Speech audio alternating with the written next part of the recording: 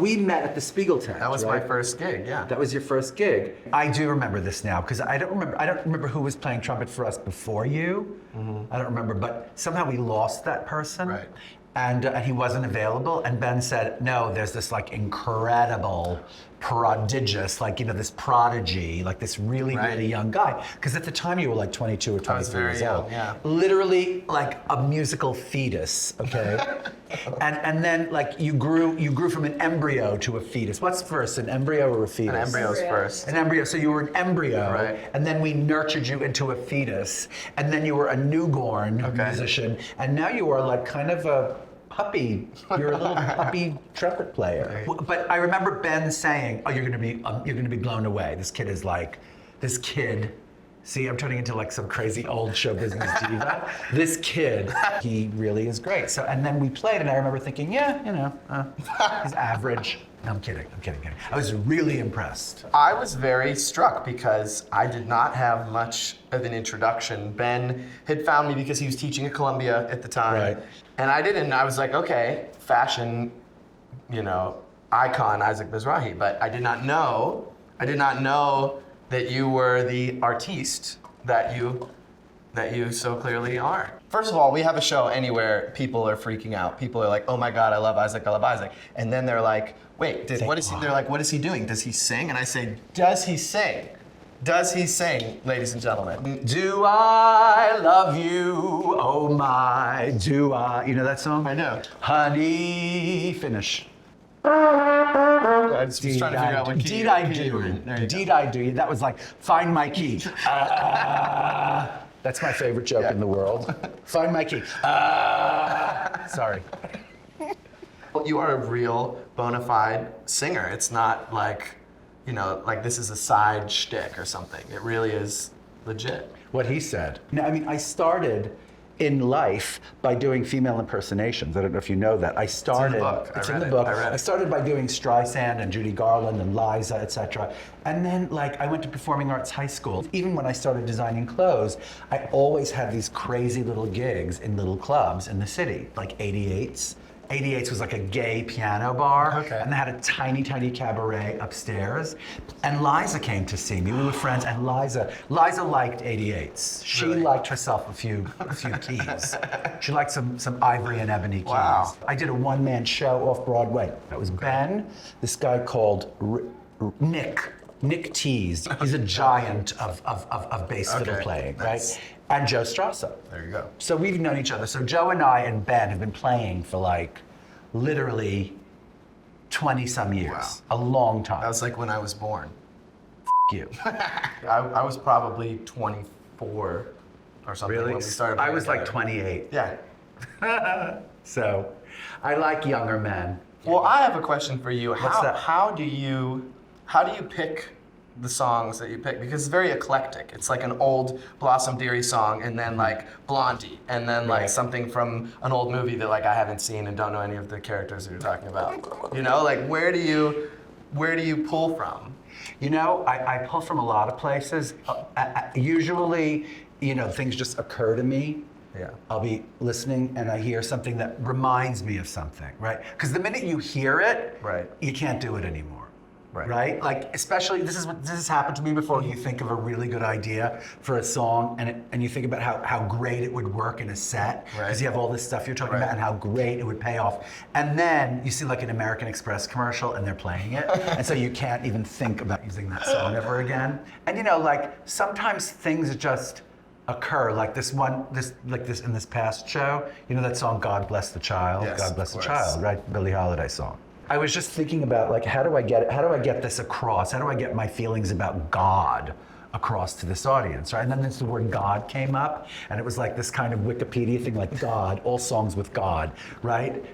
God Bless the Child. That's how it came up, and then it just worked. And somehow, like, you tie all of these songs together that are from like left field and right field, and it comes together in one cohesive show. It's called musical genius, okay? Here's how we prepare. Usually we are really, really fastidious about preparing.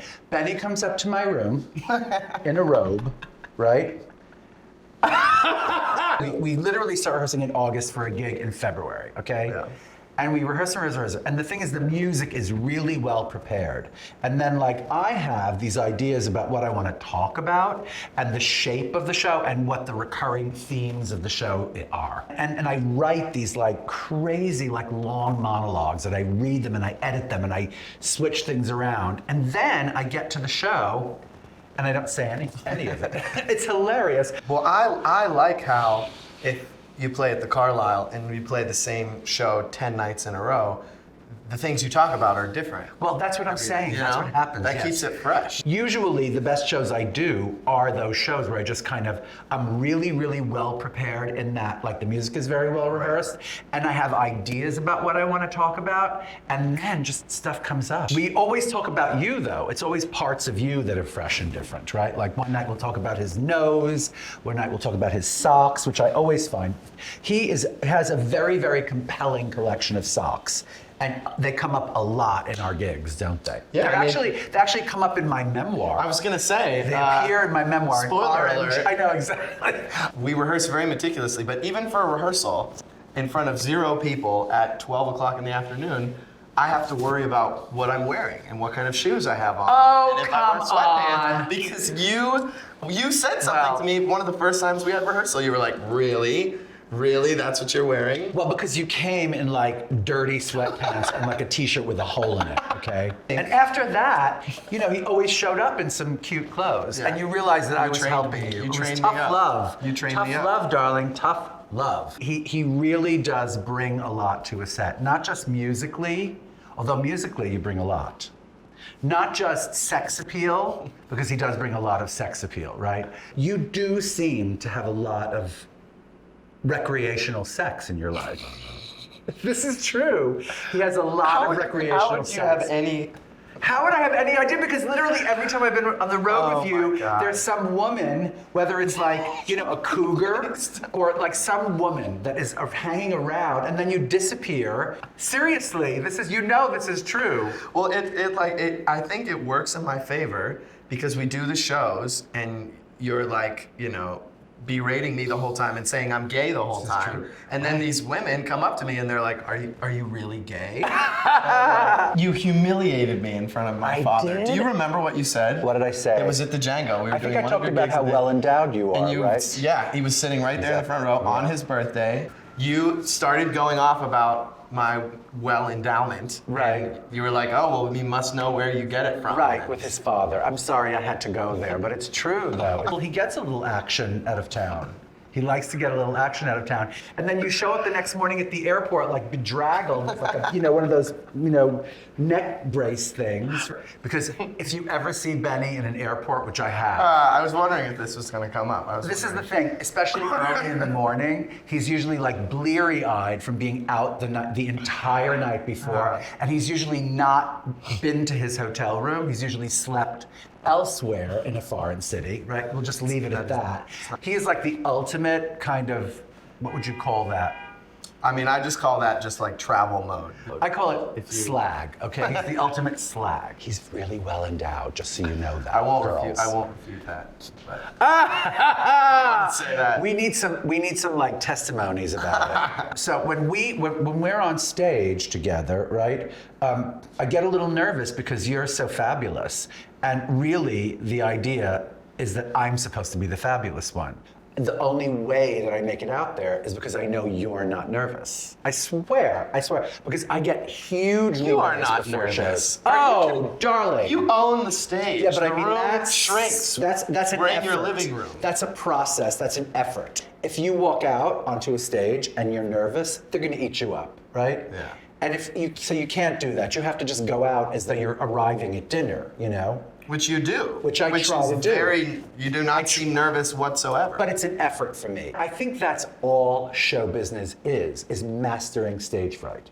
Because everybody's really good at it who's in it. Right. The only way you're gonna suck is if you let stage fright get the best of you. For you, it's just like this crazy, I don't know what it is. It's like you just don't care and you just show up and do what you do, right? Throw on some socks. Throw on a cute sock and a shoe and you're there, right? The first trumpet that I played on was a family heirloom. My grandfather was a trumpet player. So Wow. it was his trumpet. His grandfather was Louis Armstrong. Yeah, actually. Basically. Play a little something for us, will you? Play something.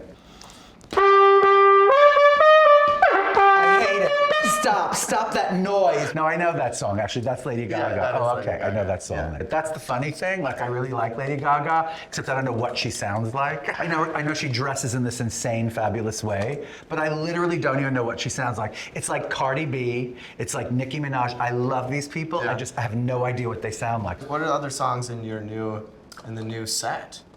I'm sure you wouldn't know them. There's I Feel Pretty. You know that? Yes, I do know. Play that. Play a little of that. Oh, sorry, hold on. Nice. It's early in the morning. It is early in the morning. Yeah. All right, thank you. That's enough.